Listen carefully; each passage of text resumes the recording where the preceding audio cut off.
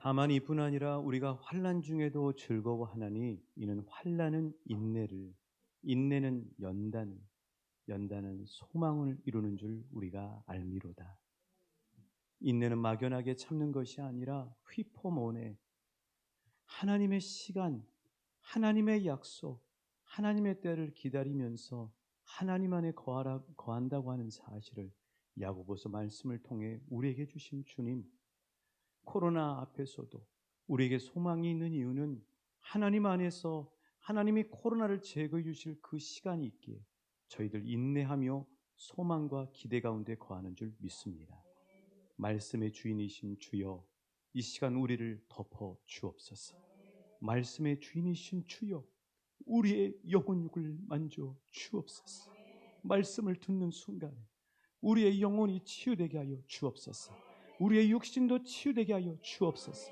하나님의 응답을 듣는 충만한 하나님의 생생한 주의 음성 듣는 시간 되게 역사하여 주옵소서.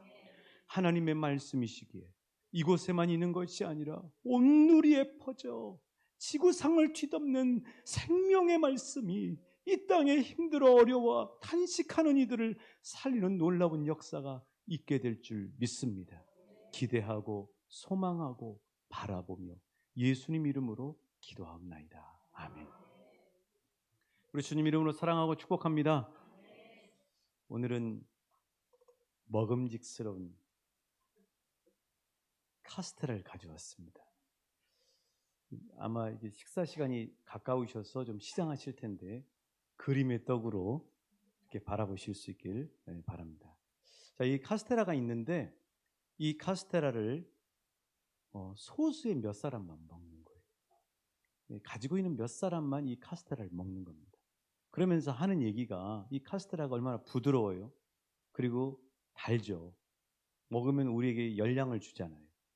그런데 그 소수의 몇 사람들만 탐닉하고 좋아하고 먹으면서 다른 사람들에게 이야기하기를 이렇게 얘기를 하는 겁니다. 이 카스테라는 딱딱해. 이 카스테라는 단 게 아니라 써. 이렇게 얘기를 하는 겁니다. 사람들은 다 이 카스테라를 먹어보지 않았으니까 딱딱하고 쓰다고만 생각을 했던 거예요. 그런데 그 가운데 한 용기 있는 우리 유지명 집사님 같은 한 분이 와서 이 카스테라를 몰래 먹었던지 아무튼 알고 먹었던지 카스테라를 맛보기 시작했습니다. 그 소수의 몇 사람만 먹던 카스테라를 드디어 유지명 집사님이 와서 먹은 거예요. 먹어보니까 세상에 듣던 얘기하고 다르거든요. 카스테라가 부드럽죠. 카스테라가 쓴 게 아니라 달아요. 와, 너무 좋다. 몸에 너무너무 유익하다. 그래서 혼자만 먹기가 아쉬우니까 아내한테도 주고 많은 사람들한테 소문을 퍼뜨리고 이야기해서 이 카스테라를 전해주면서 먹기 시작하는 역사가 일어나게 된 것이죠. 여러분, 이 얘기가 뭐냐면 바로 종교개혁입니다. 종교개혁은 뭐냐면 카스테라가 바로 하나님의 말씀이에요. 생명의 말씀이죠. 말씀의 떡이죠. 이 말씀의 떡을 소수의 몇 사람, 교황을 비롯한 몇 사람의 사제들만 독식한 거예요. 그러면서 사람들에게 이야기하기를 이 성경이라고 하는 떡을 이야기할 때 계속 들고 있으면 안 되겠죠. 여러분 침이 흘려지시니까.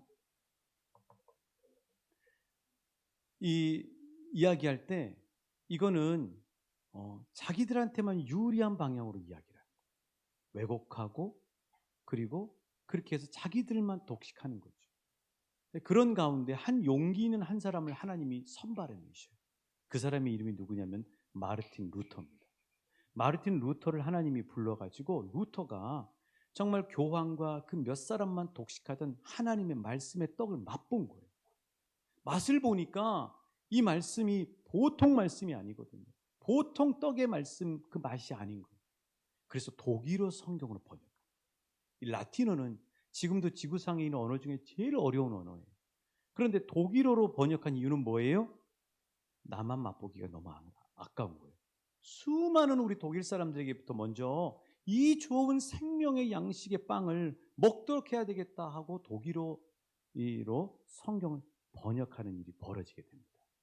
자, 그렇게 해서 독식하던 말씀의 떡을 이제 먹기 시작하면서 그 말씀의 영향을 받고 그 말씀의 풍성한 은혜를 경험했던 사람들이 누구냐?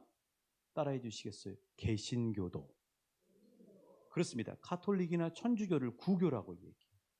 그런데 우리 예수 믿는 사람들, 기독교 대한성결교회든 또 기장이든 예장통합이든 합동이든 감리교회든 고신이든 또 순복음교회든 상관없이 이런 모든 저와 여러분과 같은 사람들을 뭐라고 하냐면 개신교도라고 그래요. 자, 개신교도가 한자어로 이렇게 써집니다. 한번 보여드릴게요.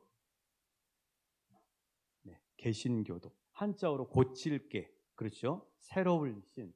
그다음에 교도, 무리도. 그렇죠?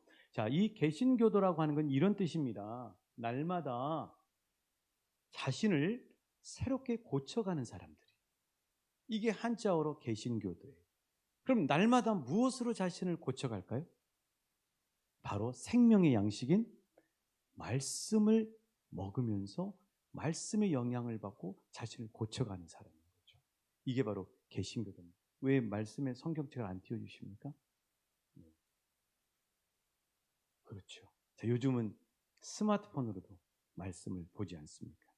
그래서 저와 여러분과 같은 개신교도와 구교도의 차이는 뭐냐면은 말씀을 소중하게 생각하는 사람, 말씀을 늘 맛보는 사람들, 말씀을 늘 가까이 하기를 좋아하는 사람들, 그리고 말씀으로 날마다 변화되기를 원하고 기뻐하는 사람들이 바로 개신교도들이에요. 자, 우리 좌우 옆 사람에게 축복하십시오. 당신과 나는 개신교도입니다.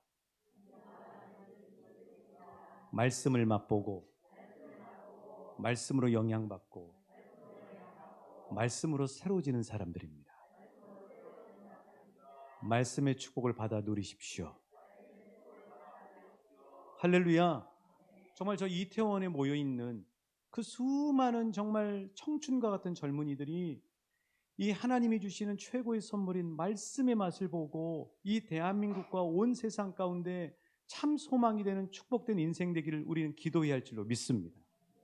그렇죠. 그래서 이 개신교도는 말씀을 늘 붙잡고 말씀을 가까이 하고 말씀과 사귀고 말씀을 사랑하고 말씀으로 변화되는 사람들인 것이죠. 그런데 이 말씀이 없이 교회 생활을 하거나 신앙 생활을 하는 것을 뭐라고 이야기하냐면요, 우리가 흔히 쓰는 말로 말짱 도루묵이라고 합니다. 예수를 믿는데 자기 생각으로 믿고, 예수를 믿는데 그럴 거라고 믿고, 예수를 믿는데 말씀의 맛을 보지 않고 그냥 사람들에게 주워 듣는 것으로 신앙생활을 하는 것은 실은 개신교도가 아니고, 하나님이 그 놀라운 희생을 통해서 종교개혁을 통해 우리에게 맛보게 하신 이 말씀의 소중한 가치를 잘 모르는 사람. 그래서 말씀 없는 종교 행위는 안타깝게도 말짱 도루묵입니다. 자, 우리 예수님이 이렇게 말씀하셨죠. 우리 예수님 말씀 한번 경청해 볼게요. 마태복음 7장 24절부터 27절까지 말씀입니다. 같이 봉독하시겠습니다. 시작. 그러므로 누구든지 나의 이 말을 듣고 행하는 자는 그 집을 반석 위에 지은 지혜로운 사람 같으리니 비가 내리고 창수가 나고 바람이 불어 그 집에 부딪히되 무너지지 아니하나니 이는 주추를 반석 위에 놓은 까닭이요 나의 이 말을 듣고 행하지 아니하는 자는 그 집을 모래 위에 지은 어리석은 사람 같으리니 비가 내리고 창수가 나고 바람이 불어 그 집에 부딪힘에 무너져 그 무너짐이 심하니라. 그렇죠. 여기 반석은 말씀입니다. 말씀의 반석 위에서는 참으로 지혜로운, 예수님으로부터 지혜롭다 칭찬받는 우리 왕춘교회 그리고 모든 성도님들 되시길 주님의 이름으로 축복합니다. 자, 그래서 오늘 본문 느헤미야 8장에 보면 수문학 광장에 가서 보면 말씀 읽고 나누는 소리가 쩌렁쩌렁하게 들리는 이유가 여기 있어요. 세 번째로 포로에서 귀환한 이스라엘 백성들이 뭘 해요? 1차 때는 성전을 회복합니다. 2차 때는 에스라가 중심이 돼서 또 부흥회를 합니다. 세 번째는 느헤미야가 중심이 돼서 돌아와서 성벽을 지어요. 지난 한 주 동안 특별 새벽기도에서 우리가 보신 느헤미야서 말씀이죠. 여러분, 성벽을 짓는데요, 그 성벽을 온 힘을 다해 지어요. 근데 방해 세력들이 있었어요. 그래서 성벽 짓는 것만도 힘든데 칼을 무장을 하고 항상 경계하면서 성벽을 지었어요. 며칠 만에? 52일 만에. 하나님의 전적인 역사요, 은혜죠. 성벽을 다 지었습니다. 얼마나 기뻤겠어요. 그런데 그런 이스라엘 백성들이 얼마나 피곤하겠습니까? 그런데 하나님은 그들을 다시 불러내는 거예요. 예루살렘 성전 안에 이 성벽에 10개의 문이 있는데 수문이라고, 물이 왔다 갔다 하는, 이 기혼샘에서 물을 떠서 왔다 갔다 하기 때문에 워터 게이트, 수문. 오랜만에 좀 혀를 굴려서 죄송합니다. 그렇게 하려고 했던 거 아닌데.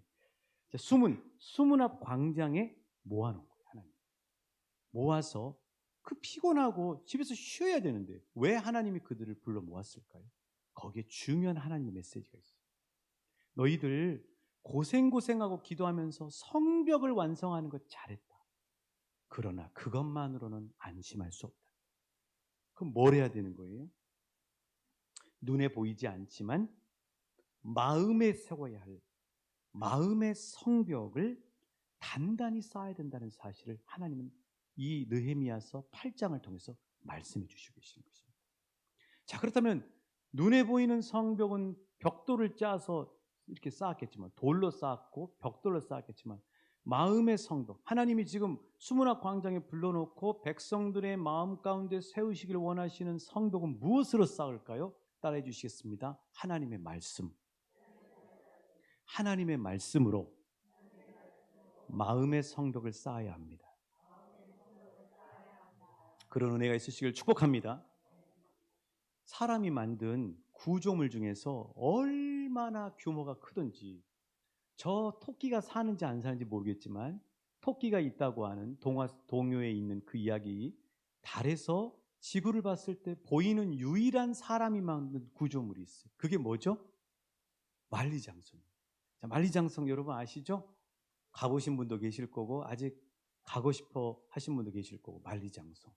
여러분, 이 만리장성이 길이가 얼마나 되냐면, 만리 그러면 4,000km인데 실제 길이를 재보면 6,350km예요.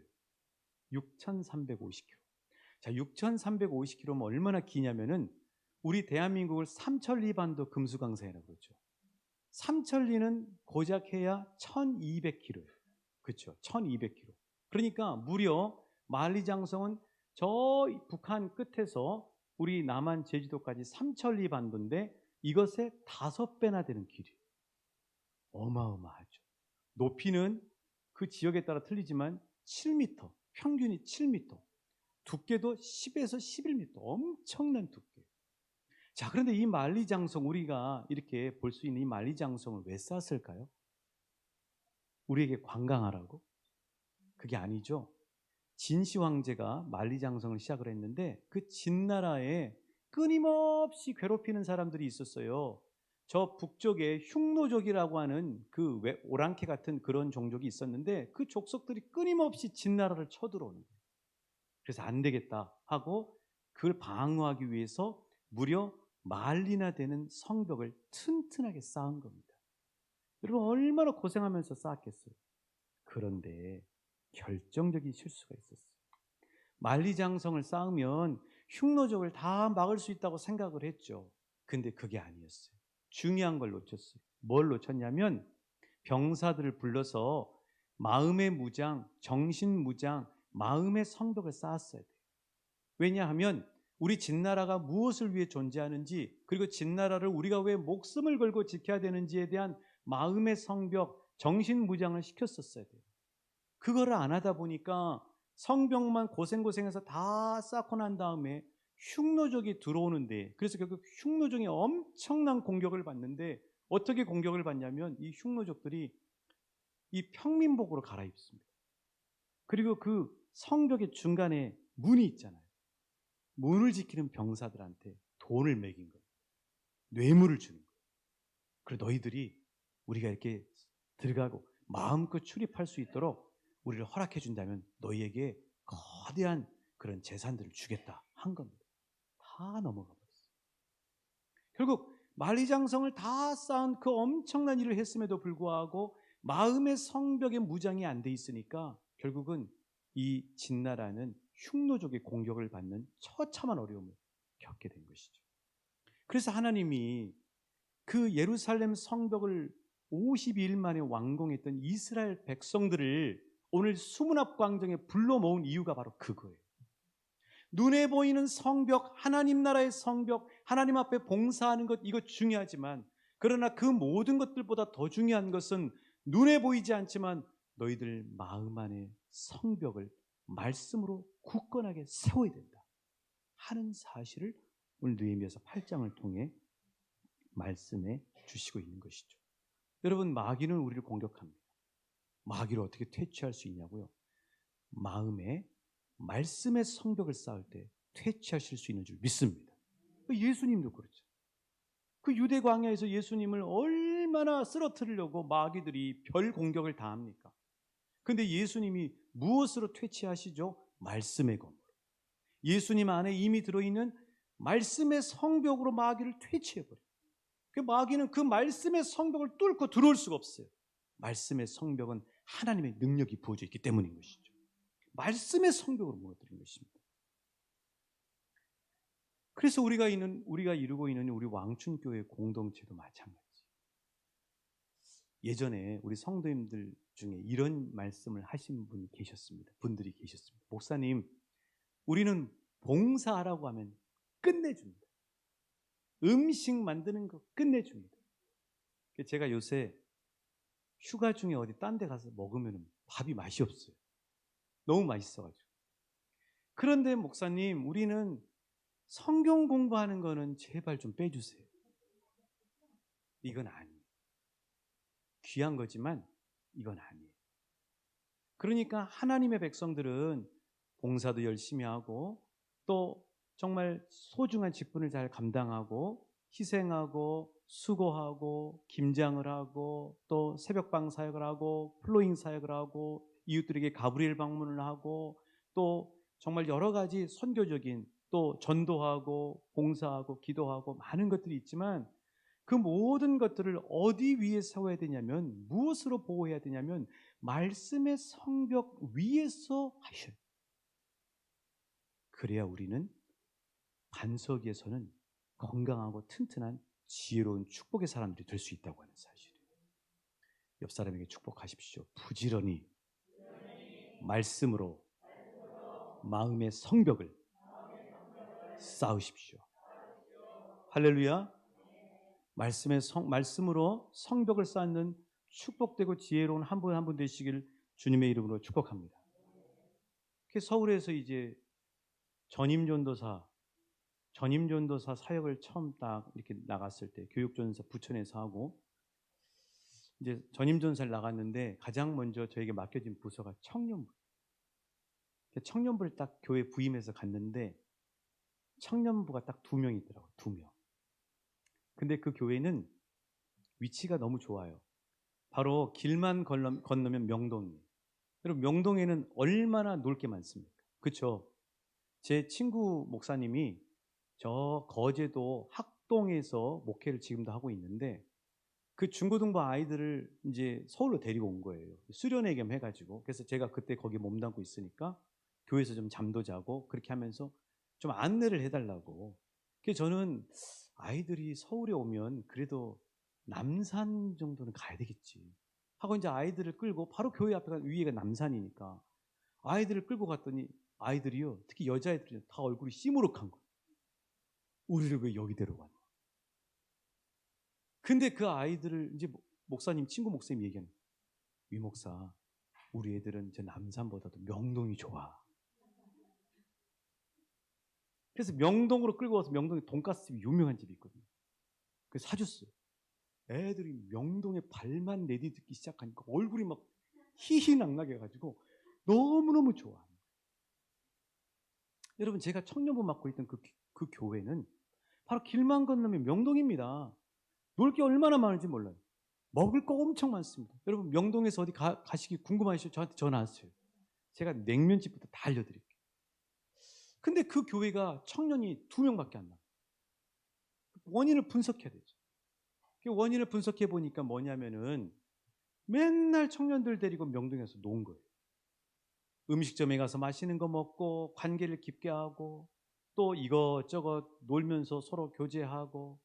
근데 그렇게 만날 해봐야 서로 친교하고 서로 맛있는 거 먹고 서로 즐겁게 놀아봐야 말짱 도루묵이다. 조그만 어려움이 있으면 다 무너져 버려요. 그래서 그 원인 분석을 하고 난 다음에 제가 청년부를 무엇부터 시작했냐면 말씀 양육, 기도 양육 시작. 말씀 양육, 기도 양육. 그리고 그거 쌓아가지고 2년 있다가 미얀마로 데리고 왔어요. 청년부가 2명에서 25명이 됐어요. 말씀 위에 양육해서 세우면 그 청년들이 그 말씀을 경험하고 말씀을 인격적으로 만나고 말씀의 맛을 알기 시작하면 이 청년들이 든든한 하나님의 사람들로 변화되더라고요. 지금 결혼해가지고 그 교회에서 30, 40대 주축을 이루고 있어요. 말씀이 말씀. 말씀의 성벽에 쓰셔야 돼요. 그래서 사도 바울은 밀레도 항에 에베소 교회 장로님들을 청해놓고 이제 마지막 작별 인사를 하는 거죠. 이렇게 마지막으로 신신당부를 합니다. 그게 사도행전 20장 32절이에요. 사도행전 20장 32절 우리 같이 봉독해 하십니다. 시작. 지금 내가 여러분을 주와 및 그 은혜의 말씀에 부탁하노니 그 말씀이 여러분을 능히 든든히 세우사 거룩하게 하심을 입은 모든 자 가운데 기업이 있게 하시리라. 자, 말씀 그대로 띄워주세요. 바울이 우리 생각 같아서는, 우리가 가지고 있는 생각 같아서는 에베소 교회를 장로님들한테 이야기하면 장로님들, 에베소 교회를 여러분에게 부탁을 드립니다. 여러분들이 교회를 든든히 세워주십시오. 이렇게 부탁해야 맞을 것 같아요. 근데 바울은 그렇게 부탁하지 않아요. 어떻게 부탁해요? 다시 한번 보실까요? 지금 내가 여러분을 주님과 그 은혜 말씀에 부탁하는 거예요. 근데 왜 사람을 주님과 말씀에 부탁하느냐? 그 이유가 그 다음에 나와요. 그 말씀이 여러분을 능히 든든히 어떻게 한다고요? 세워줘요. 거룩하게 해요. 하나님의 기업을 얻는 축복의 인생으로 말씀이 끌고 간다고 하는 사실이에요. 그러니까 사랑하는 여러분, 우리가 교회를 지키는 게 아니에요. 내가 나를 지키는 게 아닙니다. 내가 우리 가정을 지키려고 하면 안 돼요. 내가 우리 직장을 지키려고 하면 안 되고 내가 우리의 소중한 삶의 자리를 지키려고 하면 안 됩니다. 말씀에 나를 맡기셔야 돼요. 여러분. 우리 사람은 하루에도 12번 변하죠. 마음. 우리는 얼마나 연약합니까? 늘 기도하면서 드는 생각이 저를 포함해서 우리 인간은 지푸라기 같은 연약한 존재죠. 그런데 말씀은 영원해요. 말씀은 능력이 있어요. 말씀은 살아있어요. 말씀은 우리를 구원으로 이끌어요. 말씀은 우리를 번성하게 해요. 말씀은 우리를 가장 선한 길로 이끌어 주셔요. 그래서 사랑하는 여러분에게 축복합니다. 이제부터 이렇게 기도하시고, 주님, 호흡이 잘 안 맞네요. 주님, 나를 은혜의 말씀에 부탁하오니 그 말씀으로 나를 세우소서. 나를 세워 주옵소서. 그렇죠. 주님, 우리 가정을 말씀에 부탁하오니 그 말씀이 우리 가정을 세워 주옵소서. 주님, 내 사랑하는 자녀를 말씀에 부탁하오니 그 말씀으로 우리 자녀를 세워 주옵소서. 주님, 왕춘교회를 말씀에 부탁하오니 그 말씀으로 왕춘교회를 든든히 세워 주옵소서. 하나 더 있어요. 조국을 위해 기도해야 돼요. 느헤미야처럼.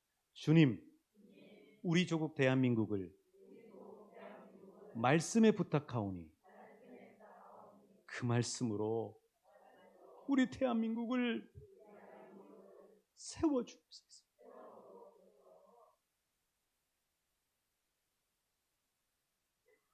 말씀이 우리를 세웁니다.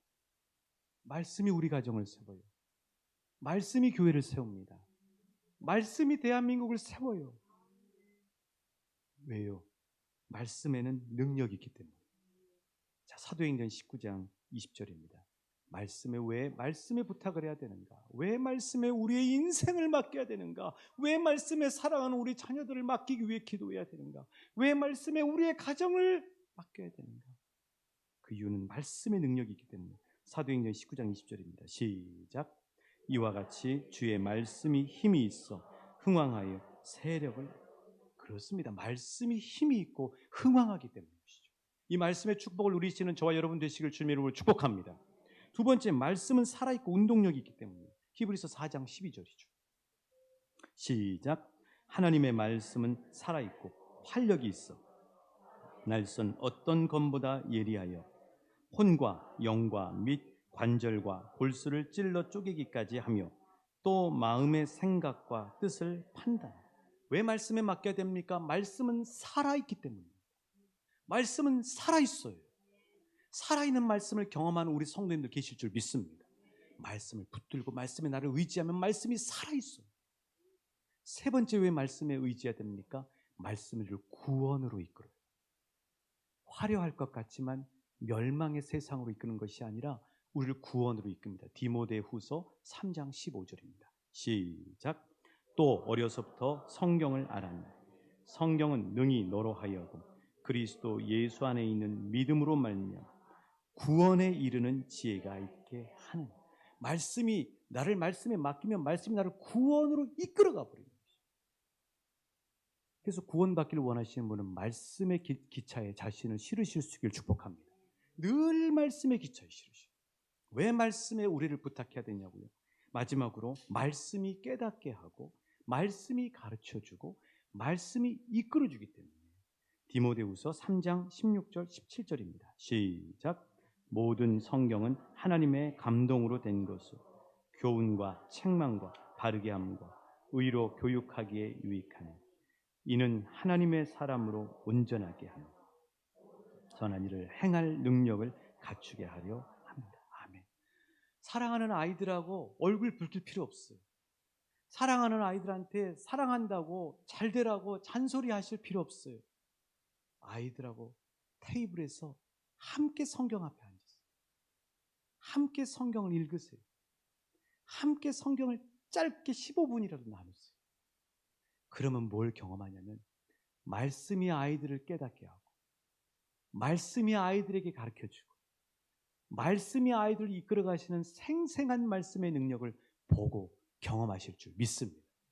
우리 왕춘교회 소중한 자녀가 지금 품 안에 맡겨져 있는 귀한 가정들이 있다면 여러분 오늘 이 말씀을 힘입어서 말씀 앞에 함께 앉아보세요. 말씀이 여러분의 자녀들을 살아서 가장 복되게 인도하시는 것을 생생하게 보고 경험하게 되실 줄 믿습니다. 돈 많이 버는 것 좋습니다. 교회에서 봉사를 열심히 하는 것도 귀합니다.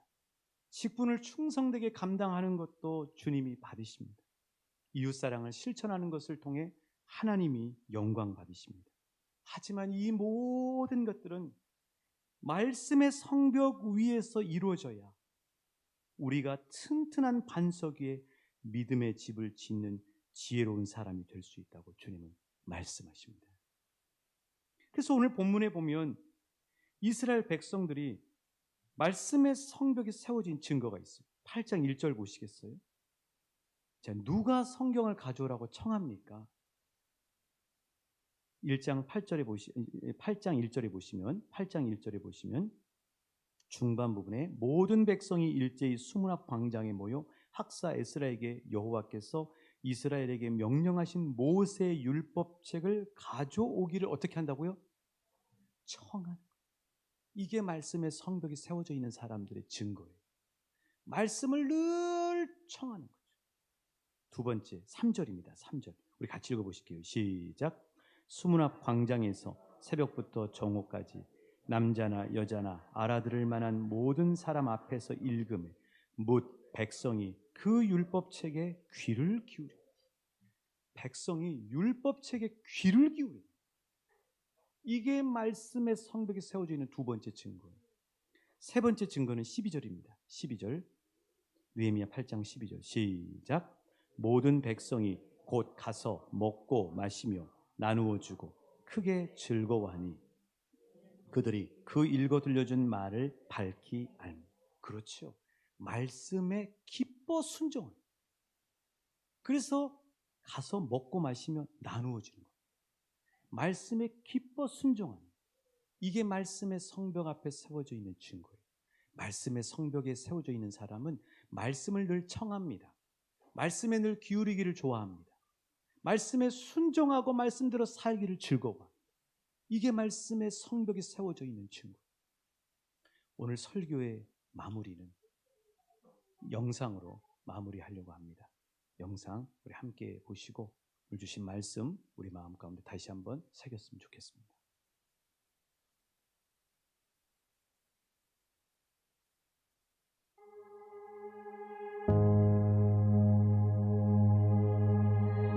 여러분 아십니까? 지금 우리와 똑같은 동포의 북한에 있는 사람들은 이 성경책 하나 가져보겠다고 목숨을 걸고 성경책을 구해요. 성경책을 가지고 있는 게 발각이 되면 북한에서 바로 처형당하는 거예요. 북한에서 바로 죽음을 당하는 거예요. 그것을 알고 있지만 이 진리를 너무 사랑하기, 성경 한 구절 읽어보기 위해 자신의 목숨을 걸고 읽고 있는 거예요. 공안이 자기에게 찾아옵니다. 집을 수색해요. 그래서 성경책을 자신이 김장하던 장독대에 숨겨놓는 거예요. 그 성경책을 꺼내보니 어떻게 됐습니까? 김치에 절여져 있는 거예요. 우리 같으면 당장 버리고 새로운 성경책을 샀을 거예요. 그런데 그들은 그 성경책이라도 한번 읽어보겠다고 냄새나는 그 김치에 절여진 성경책을 한 장 한 장 고이고이 모셔가면서 말씀을 읽고 있다는 거예요. 여러분, 북한에 있는 한 기독교 가정의 이야기입니다. 그들이 말씀을 어떻게 읽고 있는지 아세요? 말씀을 너무 읽고 싶은데 집에 성경책이 하나밖에 없는 거예요. 말씀을 보며 주님 만나고 싶은데 읽을 수가 없는 거예요. 그래서 한 명씩 돌아가면서 책을 읽어요. 아빠가 먼저 읽고 그 다음에 엄마가 읽고 그 다음에 첫째, 둘째, 마지막 넷째까지 말씀을 한 자라도 읽기 위해서 잠을 안 자고 기다리고 있는 거예요. 주의 말씀이 내 입에 꿀송이보다 다 나이다. 주의 말씀이 천천 금은보다 다 나이다. 북한에 있는 성도들에게는 이 다윗의 고백이 그냥 성경에 적혀있는 고백이 아닌 거예요. 자신의 삶에서 실제로 일어나고 있는 일이에요. 주님, 당신의 말씀이 내 한 목숨보다 귀합니다. 이러한 심령으로 말씀을 듣고 있다. 여러분, 저와 여러분은 심각하게 우리의 신앙생활을 돌아봐야 합니다. 나는 말씀을 어떠한 태도로 대하고 있는가? 나는 내 옆에 쉽게 읽을 수 있는 말씀이 지금 내 바로 앞에 있지만 성경책은 늘 가지고 다닐 수 있고 24시간 내가 원하는 언제라도 이 말씀을 펼 수 있지만 내가 말씀을 핀 적은 과연 언제인가? 누구에게는 이 한 구절 한 구절이 다시는 볼 수 없을까봐, 다시는 이 성경책을 찾을 수 없을까봐 외우면서 놓치지 않기 위해서 말씀으로 움쪼리면서 외우면서 보는데, 누구에게는 그냥 옆에 있는 종이 쪼가락입니다. 여러분, 북한과 우리나라를 위성으로 찍은 유명한 사진이 있습니다. 그 사진에 보면 우리나라의 모습은 너무나 발전해서 위성으로 봤을 때 불빛이 반짝반짝거려요. 그런데 북한의 모습을 보면 불빛이 하나도 없는 거예요. 마치 대한민국이 섬나라인 것처럼 북한은 완전히 절단되어 있는 거예요. 여러분, 북한은 그런 곳에서 신앙생활을 하고 있는 거예요. 자유가 없는 곳, 내가 원할 때 예배하고 내가 원할 때 찬양 드릴 수 없는 그곳에서 그들은 목숨을 걸고 예배 드리고 있는 거예요. 그런데 여러분, 저는 영적인 위성이 하늘에서 찍혀졌을 때 이 모습이 완전히 반대일 수 있다고 생각합니다. 한국에는 기도를 한다는 수많은 사람들이 있고 말씀을 읽을 수 있는 수많은 자유와 시간들이 있지만 읽고 있지 않은 거예요. 그런데 북한은 열심을 내어 목숨을 걸고 하나님의 위성으로, 하나님의 마음으로 우리나라를 찍는다면 과연 어떤 결과가 나오겠습니까? 수천 명의 교회가 있는 남한이 반짝일까요? 수많은 사람들이 오늘도 예배드리고 있는 이 주일날 남한의 교회가 반짝반짝거리고 있을까요? 아니면 불도 없고 냉방 시절도 없고 교회라는 건물도 없지만 주님을 간절히 원해서 말씀 한 구절, 입을 막아가면서 부르는 찬송 한 구절, 그곳에 영적인 빛이 반짝이고 있을까요?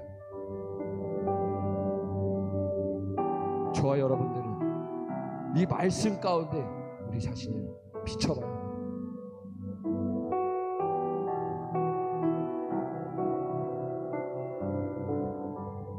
저희 함께 오늘 주신 말씀 붙들고 기도하길 원합니다. 오늘 종교개혁 주일인데요.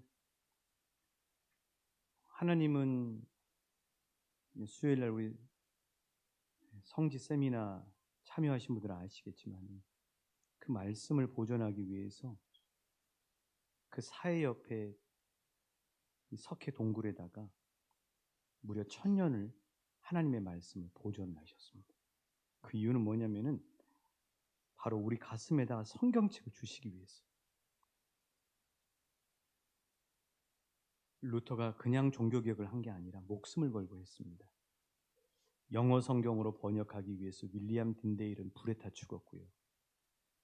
라틴어 성경을 영어 성경으로 수많은 사람들, 우리 같은 사람들이 우리 글로 성경을 읽을 수 있도록 하기 위해서 수많은 사람들이 순교를 당했습니다. 그런 사실을 생각하면은 오늘 내 가슴 안에 성경책을 품고 교회를 나온다고 하는 것이 얼마나 많은 피값 위에서 우리 가슴 위에, 우리 가슴에 성경책이 안길 수 있는가를 알 수 있는 것이죠. 아니, 멀리 갈 필요 없이 방금 보셨던 것처럼 북녘의 우리 동포들은 한 가족에서 성경을 숨겨가면서 그 성경을 나눠보면서 서로 그 소중하게 생명을 걸고 성경책을 읽고 있습니다.